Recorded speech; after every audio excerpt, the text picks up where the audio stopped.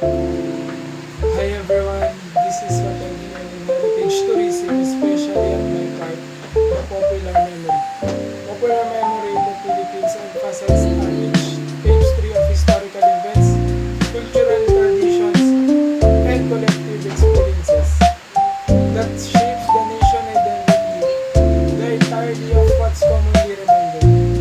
Popular memory is a community or society collective memories and shared experiences that influence its historical consciousness and sense of self are referred to popular memory. It includes the various ways that people understand and recall the historical occurrences, costumes, and personalities. This method frequently involves rituals, public celebration, and storytelling. In studying the popular memory, I gain insights into various aspects of how societies remember and interpret their past.